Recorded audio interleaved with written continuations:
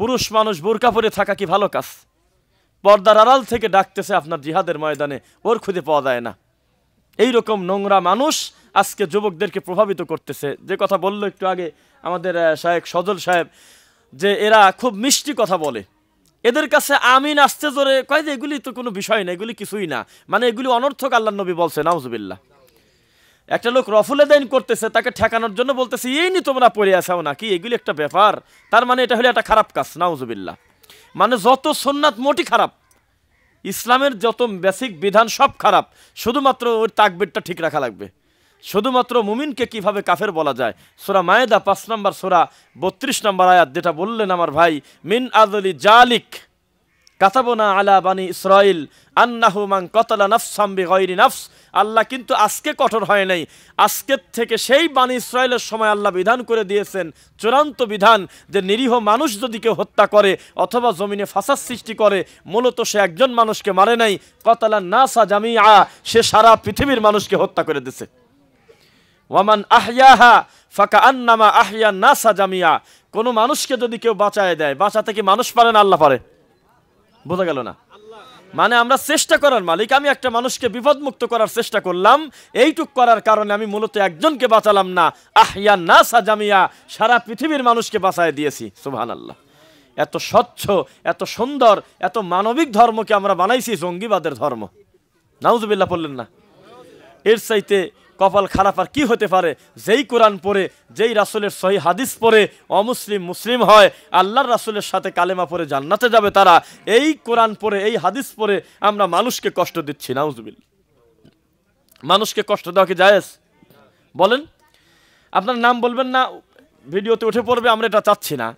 আমাদের দেশে এমন কিছু আলেম আছে যার নামের উপরে এই রাজশাহীতে হাজার হাজার যুবক তাজা রক্ত দিয়ে দিবে, বুকের দিয়ে দিবে, অসুবিধা নাই। বাংলাদেশে লাখো যুবক আছে শুধু ওই ওস্তাদের বা ওই হুজুরের নামের উপরে রাস্তায় গিয়ে গুলি খায় মরে যাবে গেঞ্জি খুলে, কোনো অসুবিধা নেই। কিন্তু টাকনুর উপরে কাপড় পরার উঠানোর ভাগ্য হয় না এই পর্যন্ত। দাড়িটা টানি লম্বা করে রাসূলের সুন্নাহ মোতাবেক রাখার তৌফিক তার হয় নাই, কিন্তু জীবন দিতে বলেন রাস্তা অবরোধ করে ফেলবে মিনিটের ভিতরে, আছে বহু ভরা। তার মানে এগুলোকে সে আমল মনে করে না। বিশ্বাস করেন এইগুলোর, এই ধর্মের কোনো দাম তাদের কাছে নেই, তাদের দরকার হলো খালি চেয়ার। তাই যদি না হবে তাহলে এত রাসূল সাল্লাল্লাহু আলাইহি ওয়াসাল্লামের নিয়মিত সুন্নাহ কিভাবে তারা কটাক্ষ করতে পারে, কিভাবে তারা খারাপভাবে দেখতে পারে? নাউজুবিল্লাহ। আমি বললাম যে আমাদের দেশের এক শ্রেণীর যুবকের কাছে জীবন দিয়ে দেওয়ার চাইতে টাকনুর উপরে কাপড় পরাটা কঠিন। আপনি মিলাই নেন গা, জীবনটা রাস্তায় দিয়ে দেবে পুলিশের হাতে বা ভিন্ন গ্রুপের হাতে, কিন্তু দাড়িটা লম্বা করবে না, কারণ এগুলোকে সে কোনো কাজই মনে করে না, এগুলি মনে করতে অনর্থক। সালাত তার কাজা নাই, রমাদান মাসে সিয়াম পালন করে, শেষ রাতে হয়তো তাহাজ্জুদ পড়ে, কিন্তু টাকনুর উপরে কাপড় পরবে না, কারণ এগুলো মনে করছে বাজে কাম। নাউজুবিল্লাহ। এগুলোকে ঠিক কোনো কর্ম মনে করে না। অথচ আমরা জানি আল্লাহর রাসূলের একটা ছোট সুন্নাত, ছোটবেলা ঠিক না, যে কোনো সুন্নাত নিয়ে যদি কেউ কটাক্ষ করে, নাক ছিটকায়, ব্যঙ্গ করে, ঈমান অর্ধেক যায় না পুরাটা যায়? ফালাইসা মিন্নি, ঈমান তো বহু দূরের কথা, আল্লাহর রাসূলের উম্মতি সে না। কি করবেন করেন।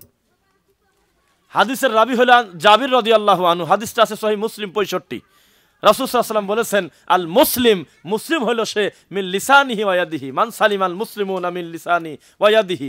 একজন মুসলমানের সবচাইতে বড় এটাই হলো মার্কিং, এটাই হলো তার দৃষ্টান্ত, সে তার জবান দিয়ে, জিহ্বা দিয়ে কোনো মানুষকে কষ্ট দিবে না। কথা কি বোঝা যাচ্ছে কিনা?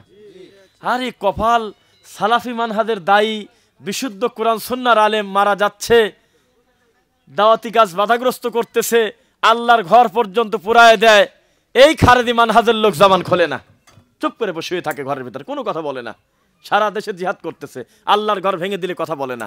কিন্তু ওই শিয়া, ওই কুকুর, অসভ্য, যার ধর্মই আলাদা, যারা সাহাবায়ে কেরামদের নাম রাখে হলে কুকুরের নাম, সি সি সি সি, নাউজুবিল্লাহ, সহ্য করা যায়?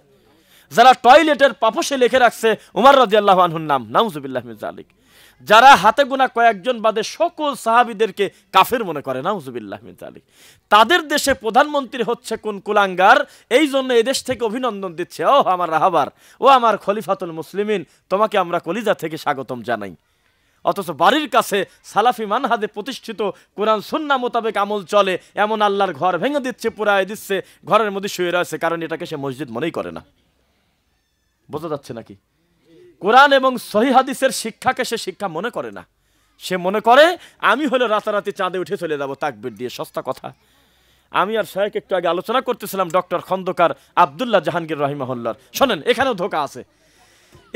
এই খারেদি মানহাজের লোক কিন্তু ডক্টর জাকির নায়েককে মুখে মুখে সেই কয় আমরা খুব ভালোবাসি বলে, কিন্তু আপনার সাথে বেশি ভালোবাসে তাই বলে। এবং মাঝে মধ্যে বলেও ডক্টর জাকির নায়েক হলো আল্লাহর নিয়ামত, ডক্টর জাকির নায়েক হলো এরকম বলে। এমনকি আব্দুল্লাহ জাহাঙ্গীর রাহিমাহুল্লাহ সম্পর্কেও কোনো কটু মন্তব্য তারা সহজে করে না, পাইছেন, খোলা মাঠে করে না, কিন্তু তার কথা মানে না, এমনি শয়তানি করতেছে। ওনার সব কথা প্রচার করে, কিন্তু উনি এই একামতের দিনের ব্যাপারে যে কথাগুলো বলছে এইটা প্রচার করে না। ওনার হাদিসের নামে জালিয়াতি মানে, ইয়াহিয়া ও সুনান মানে, ফিকহুল আকবরও সময়ে সময়ে মানে, কিন্তু ইসলামের নামে জঙ্গিবাদ বই দেখায় না। কোনো দিন বার করে না যে এই বইটা একটু পড়েন তো দেখে আপনারা, কোনোদিনও কয় না। তাদের হুজুর যা বলে তাই শোনে, কিন্তু সেই হুজুর ভরা মজলিসে লাখো জনতার সামনে হাত উঁচু করে বলেছিল আপনারা যদি আল্লাহর রাসূলের সালাত শিখতে চান তাহলে নাসির উদ্দিন আলবানির সালাতুর রাসূল বইটা পড়েন। কপাল পোড়া এই খারেদি মানহাজের এই জাত জীবনে কোনোদিন এই বইটা দ্বিতীয়বার মানুষের সামনে কেউ বলল না যে এই বইটা আপনারা একটু পড়ে রাসূলের মতো সালাত শিক্ষা করেন, কোনোদিন বলে না। কারণ এগুলো সে আমলই মনে করে না, এগুলোর আমলের কোনো দাম তার কাছে নাই। যেই লোকটা সালাফি মানহাজের ব্যাপারে সবচাইতে বেশি রাগ, সবচাইতে বেশি গালিগালাজ করে, যেই লোকটা নিজের ভারতে বাড়ি কিন্তু আমাদের দেশে এসে সবচাইতে বেশি বিশুদ্ধ আকীদার আলেম অথবা দিন ধর্ম বলে মানহাজ যাই হোক, এই লোকের হাতে কাফের ফতোয়া খায় নাই এমন কেউ নাই। ওরা আমাদের চাইতে বিরোধিতা বেশি করছে কয়েকদিন আগে, আরে গালি ওই ওই পীরকে, কিন্তু এখন ইদানিং ও কারণে এই পীর মাঝে মাঝে একটু তাকবীর দেয়, এই জন্যই পীর হয়েছে সবচাইতে বেশি প্রিয় তাদের। এখন তাদের ওয়ালে পোস্ট করে খালি এই পীরের পীর দিয়ে অকারণে খালি তাকবীরই দেয়, খালি বোঝা যাচ্ছে না। এখন এই সমস্ত ভণ্ডের চাইতে তারা হক্কানি দাবিদার আলেমগুলো কোলের মধ্যে করে বসে রাখছে এই পীরকে, বুঝতেছেন না? আমি লজ্জায় মরি যে এরা একমাত্র হক দাবি করে সমাজে ইকামতের দিনের ব্যাপারে আমরা এই করব সেই করব। আমি যা দেখি যে এই সালাফি মানহাজের ব্যাপারে উনি কটাক্ষ করছে যে এরা হলো ইহুদির মতো দাড়ি রাখে, এরা হলো ইহুদিবাদ প্রতিষ্ঠিত করে, আছে না কিরম বক্তব্য? এখন দেখি এই খারেদি মানহাজের গুলো পোস্ট করছে তাদের নিজেদের ওয়ালে, কত পছন্দের কথা বলে ফেলছে। আপনি নিশ্চিত থাকেন সঠিক ইলম না থাকার কারণে আপনি ধোঁকা খেতে পারেন, আমি ধোঁকা খাবো না ইনশাল্লাহ, নিশ্চিত থাকেন। কারণ আমি নিশ্চিত জানি একমাত্র কোরআন সুন্নাহ সালাফি মানহাজে প্রতিষ্ঠিত মানুষ ছাড়া সকলেই তাদের দুশমন। ওরা যতই কাফের খেলুক, ওরা যতই মুনাফেক খেলুক, কামরা কামরি করুক, কিন্তু সালাফি মানহাজের ব্যাপারে সবাই তারা একমত, সবাই হল ইসলামের শত্রু, সবাই সুন্নাহর শত্রু। বিশ্বাস করেন কিনা? সবাই। যেমন বাংলাদেশে যখন কোনো মসজিদ ভাঙা হয়, আপনি কি মনে করেন যে এক শ্রেণীর মানুষই ভাঙে, না অনেক মুসলিম অনেক মুমিন মুসলমান মিলে ভাঙে? একজনের কাজ না, একজনের কাছে আল্লাহর ঘর ভাঙা। ফরিদপুরে যে মসজিদটা তারা ভেঙে দিল, ভোলার মসজিদটা ভেঙে দিল, আপনি কি মনে করেন ওই গ্রামে শুধু চর্ম নাই, তাবলিগ নাই? বোঝা গেল না কথা? কথা বলেন। ওই গ্রামে শুধু তাবলিগ, অন্যপন্থী নাই? ওরা একে অন্যকে কাফের বলবে, একে অন্যর আমল ব্যাপারে তারা মুনাফিক বিভিন্ন জিনিস বলতেছে, কিন্তু সালাফি মানহাজের প্রতিষ্ঠিত আল্লাহর ঘর ভাঙার ক্ষেত্রে সকল বিদাতি রাতারাতি এক, সব বাতিল এক হয়ে গেছে। অথচ ওরা একে অন্যকে কিন্তু কাফের বলতেছে মিনিটে মিনিটে। একজন আরেকজনকে বলতেছে তুই মিলাদ পড়িস নাই, তোর বউ তালাক। কিন্তু আল্লাহর ঘরে আঘাত দেওয়ার জন্য, সালাফি মানহাজের দায়ীদেরকে গালি দেওয়ার জন্য, সৌদি আরবকে অকথ্য ভাষায় গালি দেওয়ার জন্য সকল বাতিল রাতারাতি এক। বুঝতেছেন নাকি? দুনিয়াতে দল কয়টা? একটা হক, একটা বাতিল। বোঝা যাচ্ছে না? বৈশিষ্ট্য কম বেশ হতে পারে, মূল টার্গেট হলো হক বাতিলের জিহাদ। কি বলেন? হক বাতিল বাস। একটা হলো আমালে মুহাম্মদ, একটা হলো আমালুশ শাইতান, একটা হলো আমলে সালেহ, একটা হলো আমালুশ শাইতান, একটা হলো রাসূল সাল্লাল্লাহু আলাইহি ওয়াসাল্লামের আমল, একটা হলো সিরাতুল মুস্তাকিমের আমল, একটা হলো আহসানুল আমল, আর একটা হলো শয়তানের আমল। মূলত নামে বেনামে যাই থাকুক, সকল বাতিল কিন্তু এক। কিভাবে তাওহীদের দেশকে গালি দেওয়া যায়, কিভাবে সালাফি মানহাজের দায়ীকে কষ্ট দেওয়া যায়, কিভাবে দাওয়াতকে বাধাগ্রস্ত করা যায়, করা কি যাবে? ওই সূরা মায়েদা কেবল বললাম যে মানুষ হত্যা করলে সকলকে হত্যা করার মতো, তার একটু পিছনে চলে আসলে আপনারা 27 নম্বর আয়াত থেকে একটু বাসায় গিয়ে পড়বেন।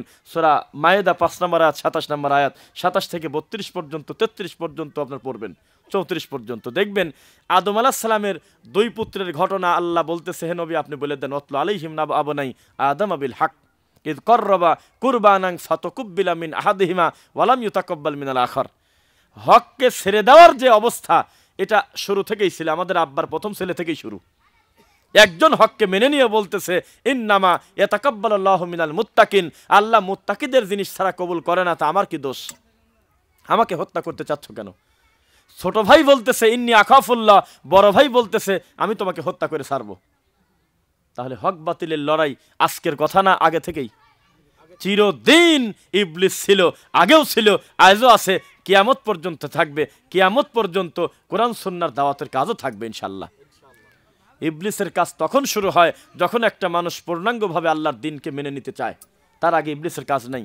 আল্লাহর কসম, গাছের ওয়ালা তাকরাবা হাযিহি শাজারাতা ফাতাকুনা মিনাজ জালিমিন, এই কথা বলার আগেও কিন্তু ইবলিসকে আল্লাহ তৈরি করছিল, করে নাই? কিন্তু যেই বলেছে গাছের কাছে যেও না, তখন ইবলিসের কর্ম শুরু হয়ে গেল।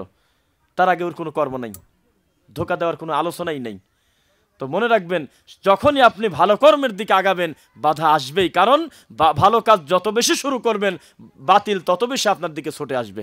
তবে ওয়াল্লাহু ইয়াসিমুকা মিনান নাস, ভয়ের কারণ নাই, কেননা বিপদমুক্ত করতে যিনি পারেন তিনি হলো কে? আল্লাহ। 20 নম্বর সূরা, সূরা তাহা 5 নম্বর আয়াত, আর রহমান আলাল আরশি ইস্তাওয়া, তিনি আছেন আরশের উপরে সমুন্নত। বোঝা যাচ্ছে নাকি? তাহলে আমাদেরকে সঠিক বিদ্যা না থাকার কারণে আজকে আমাদের নাকে দড়ি দিয়ে আমাদের যুবকদেরকে ঘোরানো হচ্ছে, ল্যাপের ভিতর শুয়ে পড়ে হলে জিহাদ করতেছে, কিবোর্ড জিহাদ নাকি এরকম নাম দিয়ে এরকম করতে তামাশা করতেছে। কিছুদিন আগে মনে হচ্ছে কাশ্মীরে দেশারি সব হিন্দুক মারি শেষ করে দিবি, খালি ঠেকা দিতেছে খালি আবু বকর জাকারিয়া স্যার। তোমার ইমানের এত পাওয়ার, সালাফি মানহাজের একজন দায়ীর একটা কথাই তোমার জিহাদ বন্ধ হয়ে গেল। কথা বোঝেন না? মানে হারে গালি কেন? কয় যে ডক্টর আবু বকর জাকারিয়া স্যার হলো এই নিষেধ করছে, জিহাদে যেতে নিষেধ করছে। তো তোমরা তো আমাদেরকে মানুষই মনে করো না, নিষেধ করলে তোমার কি? তুমি চলে যাও, জিহাদ করে আসো। দেয় বোঝা গেল না? দেখি ওখানে লোক কয়জন? ভারতের লোক কয়জন? কথা বলেন না। ভারতে কত লোক? 100 কোটি মানুষ। তুমি 15 জন ইমানের জোরে তাকবীর দিয়ে তুমি যায় তাদের কাছে দাঁড়াবে? এ কোন হুঁশের কাম, এ কোন বিবেকের কাজ?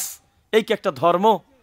তাই আমরা লিখেছিলাম একটা কথা, যে সালাফি মানহাজের দায়ীদের এটাই হলো বৈশিষ্ট্য, তারা হলো প্রভাব বিস্তারকারী। বলেন আলহামদুলিল্লাহ। তাদের বিদ্যা প্রভাব ফেলে সমাজে, তার প্রমাণ সমস্ত খারেদি মানহাজের লোক মনে হয় যে কোট টোট পরে রেডি হয়ে অস্ত্র হাতে মনে হয় জিহাদে গেল বলে ভাব। একটা ফতুয়াতে সব বেদাতি ঠান্ডা, সব খারেদি ঘরে শুয়ে পড়ছে।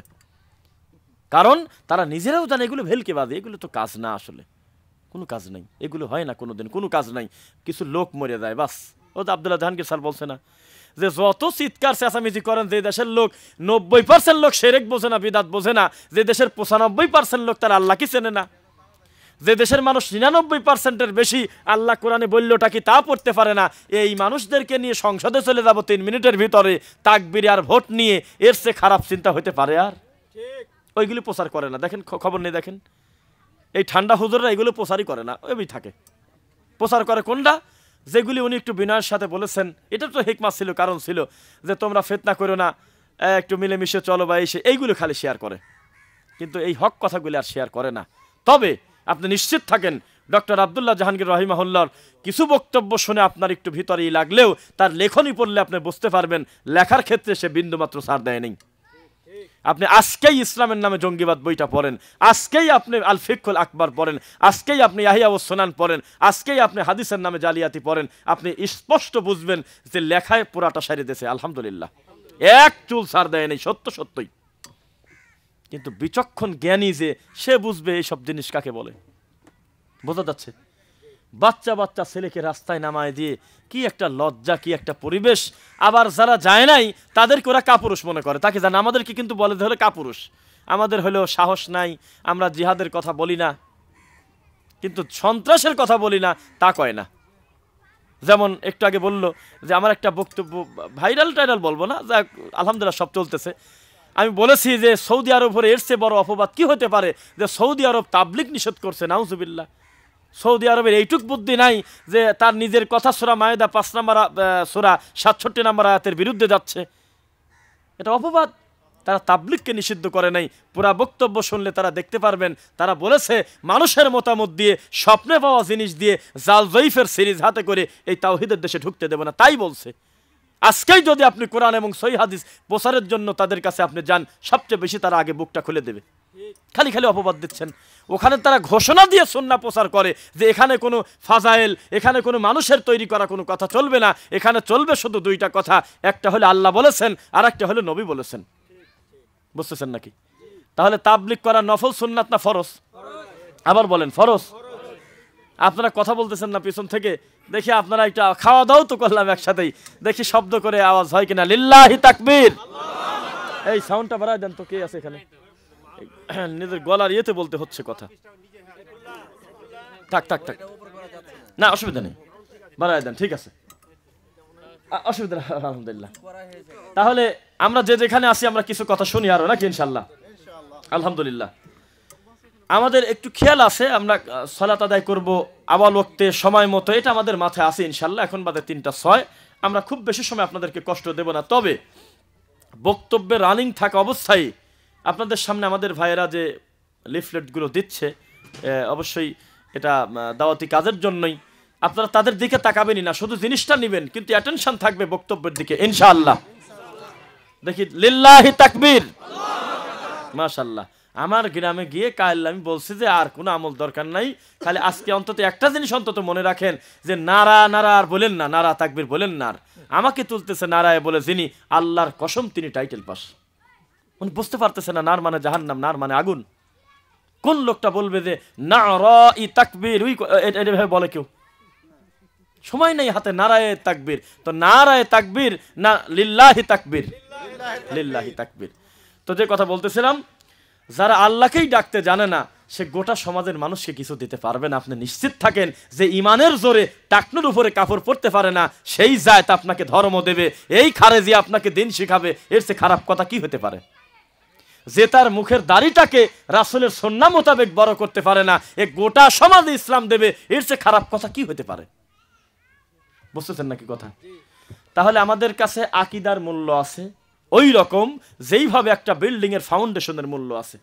ফাউন্ডেশন নাই তো বিল্ডিংই তো চলবে না। আকীদা যদি মজবুত না হয়, আকীদা যদি দিনের খুঁটি একেবারে গেট যদি আমার শক্ত না হয়, সালাফি মানহাজটা যদি আমি বুঝতে না পারি, তা আমি আমলটা করে রাখবো কার কাছে বলেন? বুঝতেছেন নাকি? এটা খুব প্রভাব সমাজে ফেলে। কিছুদিন আগেও ওই যে ঘুমটা মৌলবীর কথা বলি একটু, নাকি শুনতেছেন তো?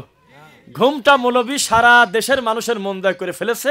মিশকাতুল মাসাবির ওই কথার মতো আল্লাহ নবী বলেছিলেন, ইন্না মিনাল বায়ানি লা সিহরুন, নিশ্চয় ওর বক্তব্যে জাদু আছে। তো জাদু দিয়ে, ভেলকি দিয়ে এদেশের লক্ষ কোটি যুবকের হৃদয়ের স্পন্দন নাকি বলে সেটা হয়ে গেছিল। সেই লোক এখন বোরকা পরে থাকে। বোরকা পরা বলতে দ্বিতীয় বক্তা মঞ্চ থেকে নামবে, মাইক সমস্ত ক্যামেরা খসাবেন, কোনো সেলফি উঠানো যাবে না, তারপরে আমি যা বক্তব্য দেব, তাছাড়া আমি বক্তব্য দেব না। অথচ মিডিয়াকে ব্যবহার করেই আজকে সে লাখো লাখো মানুষের অন্তরে গেছে, তাই নাকি? চোরের মন, বাস্তব কথা। কোনো দিন আপনাকে বাতিল তৃপ্তি দিতে পারে না, হকই আপনাকে জান্নাতি করবে ইনশাআল্লাহ। সংখ্যা আমাদের কাছে কোনো কথাই না। আল্লাহর কসম, আমাদের সামনে এত মানুষ না হয়ে 10 জন মানুষও যদি বসতো, এই গতিতেই আমরা কথা বলতাম। প্রত্যেকটা মাহফিলে গিয়ে অন্য মানুষের চিন্তা আমার জানা নাই, তার অন্তর আমি চিরে দেখি নাই, তবে আমি গুরুত্ব দিয়েই কথা বলি সামনে 30 জন থাক আর 30,000 থাক, কারণ আমার টার্গেট তো এই 30 জন মানুষ না, এই মিডিয়ার মাধ্যমে লক্ষ কোটি মানুষের সামনে এই কথাগুলি পৌঁছে যাবে। মা ইয়ালফিযু মিন কাওলিন ইল্লা লাদাইহি রাকীবুন আতীদ। এর চূড়ান্ত বাস্তবতা, মানুষের বুদ্ধি ব্রেন দিয়ে যদি আমাদের এই কথাটাকে যদি এভাবে জমা করা রাখা যায়, তাহলে আমাদের সকল কর্মকাণ্ড রেকর্ড হবে আল্লাহর কাছে। কি আশ্চর্যের আছে, বোঝা যাচ্ছে? এই জন্য দাওয়াত দিতে হবে সার্বজনীন, সব জায়গায় দাওয়াতি কাজ পৌঁছে যাক, বলেন ইনশাআল্লাহ। আপনারা জেনে অবাক হবেন, মাত্র 1 বছরের ব্যবধানে 15-16 জন নিয়ে এই সালাফি দাওয়া ফাউন্ডেশন দাওয়াতি কর্ম শুরু করে আজকে প্রায় 200 মানুষ আপনারা সামনে বসে আছেন। আপনারা চাইলে 2 লক্ষ হয়ে যাবে ইনশাআল্লাহ, কোনো কঠিন কিছু না। কিন্তু একাগ্রতা, বিনয়ী থাকতে হবে আমাদের। আছেই তো 5 জন, ওরা তো আছে, আমি পরেই যাই না, কেউ নাই, আমি একা জান্নাতে যাব, তবু আমি অন্য মানুষের মতো আমি বাতিলে গাওয়া ভাসাবো না। গোটা সাফাই নবাবগঞ্জবাসীর জান্নাতে যাওয়ার চাইতে আমার কাছে আমার নিজের জান্নাতটা বেশি জরুরি। গোটা বিশ্বের মানুষের জাহান্নামের আগুন থেকে বাঁচানোর চাইতে আমার নিজেকে জাহান্নামের আগুন থেকে বাঁচানোটা বেশি জরুরি। কেন? কু আনফুসাকুম, এটা তো প্রথম কথা, আমি নিজেকে বাঁচাবো, এটা হলো ফরজ। অন্যকে বাঁচাতে আমি পারবো না, বাঁচানোর চেষ্টা করবো আমি। বুঝতেছেন নাকি? তাহলে তাবলিগ করা কি ফরজ। কি দিয়ে তাবলিগ করতে হবে? কোরআন এবং রাসূলের সহিহ হাদিস। বাঙালি হুজুর, আপনি জাল জয়ীফ হাদিসটা টেকানোর জন্য যে পরিমাণ পরিশ্রম করেন, তার 3 ভাগের 1 ভাগ পরিশ্রম যদি আল্লাহর রাসূলের সুন্নাতকে প্রতিষ্ঠিত করার জন্য করতেন, সঠিক দিন ধর্ম জানার ক্ষেত্রে করতেন, ইনশাআল্লাহ এই সমাজ বিদআত মুক্ত হতো বহু আগে।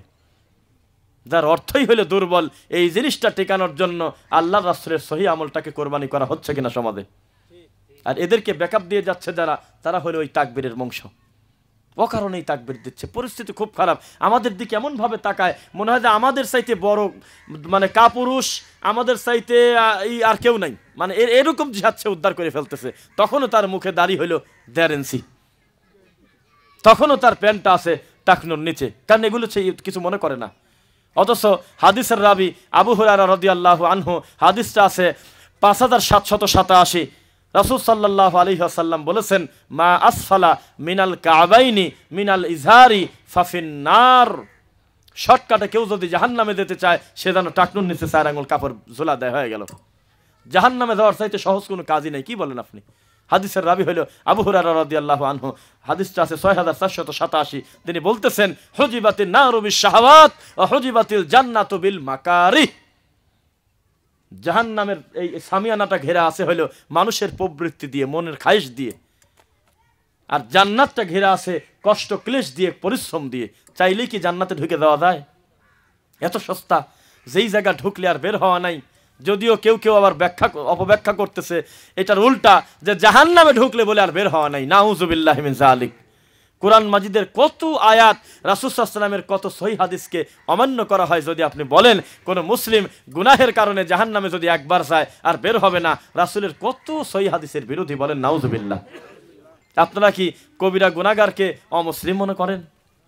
আমরা মুসলমান পাপ করলে মনে করি উনি পাপী, তবে মুসলমান পাপী, উনি পাপী তবে মুমিন পাপী। যতক্ষণ পর্যন্ত শিরকি কুফরি করে ইমানটা বিসর্জন না দেয়, বাদ বাকি অন্য গুনাহের কারণে লোকটা গুনাহগার হয়, তবে অমুসলিম হয় না। বোঝা যাচ্ছে নাকি?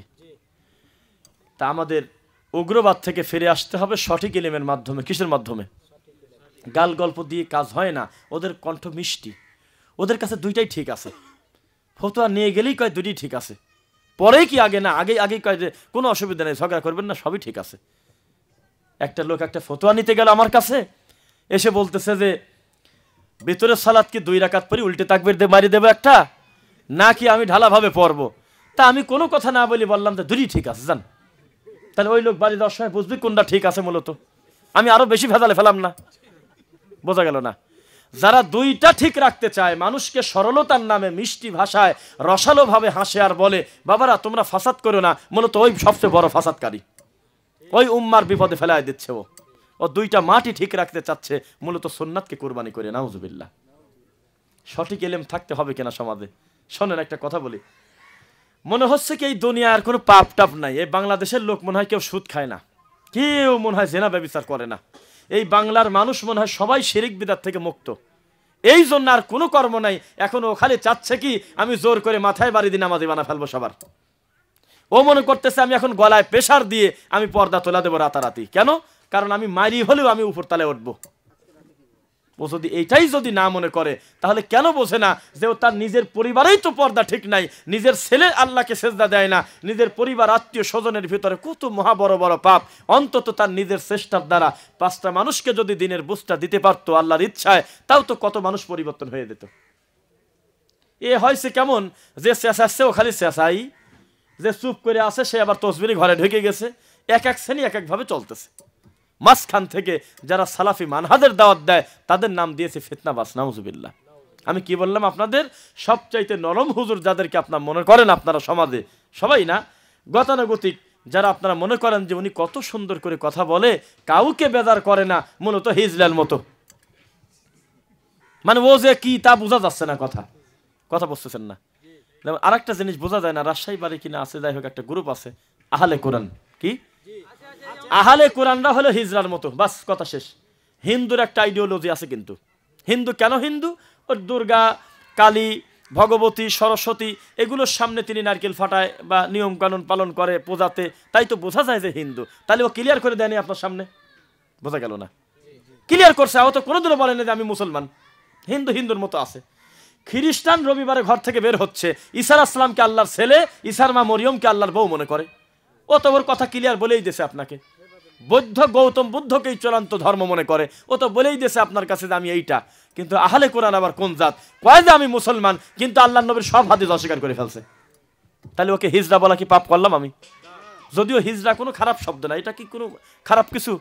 কিন্তু ইচ্ছা করে হিজড়া সাজা, এর চেয়ে খারাপ কিছু আছে? আর একটা হলো যে জন্মগতভাবে সেই রকম, আর একটা হলো যে অকারণে একটা পুরুষ সে মহিলা সাজতে চাচ্ছে। এমনিতেই একটা অকারণে একটা মেয়ে তার মন চাচ্ছে আমি পুরুষ সেদে ঘুরি, হলো তো এরা হলো এইরকম। উম্মার বিপদের সময় মানুষ যখন দিনের ব্যাপারে সংশোধন হতে যায়, প্রশ্ন দেখেই বলে যে ইনি তোমরা ঝগড়া করে না, এগুলো ছোটখাটো ব্যাপার। সি সি সি সি সি রাসূলের সুন্নাতকে ছোটখাটো কোনদিন বলতে হয় না। ছোটখাটো শব্দটা আল্লাহর নবীর ক্ষেত্রে কি যায়? বোঝা যাচ্ছে নাকি? দিনের ক্ষেত্রে খাটো শব্দটা আপনারা বলেন না কেন? এই ছোট আমলটা করলেও যিনি খুশি হয় তিনি সাকে সপ্তম আসমানের উপরে। গুনাহকে ছোট গুনাহ মনে করে অন্তর দিয়ে গুনাহটা করেন না কোনোদিন, কারণ এই ছোট গুনাহ করলে যিনি শাস্তি দিতে পারেন তিনি থাকে সপ্তম আসমানের উপরে। তাহলে কি আমরা আর কোনো সুন্নাতকে ছোটখাটো বলে আমরা ব্যঙ্গ করব? না। আমি আবার কথাটা রিপিট করি, আজকের এই কথা আপনি মিলায়ে দেখবেন, আজকের এই সমাজে যারা মানহাজটা বোঝে নাই, সালাফি মানহাজ ঠিক পায় নাই, বিশ্বাস করেন তাদের কাছে আমলের কোনো দাম নাই, আকীদার কোনো দাম নাই। আপনি খবর নিয়ে দেখেন, যান, আমি ভুল বললে আপনি বলেন। তাদের কাছে দাম আছে কি? অকারণে কারণ ছাড়া ঘর থেকে বের হবেন, খালি চেঁচামেচি করবেন, চিৎকার করবেন। শোনেন, একটা আন্দাজ করলে নাম বলেন না, কিন্তু নাম আমি নিষেধ করলাম বলতে। আপনারা সবাই যে যেখানে আছেন আমার এই কথাটা ক্লিয়ারভাবে শুনবেন ইনশাল্লাহ।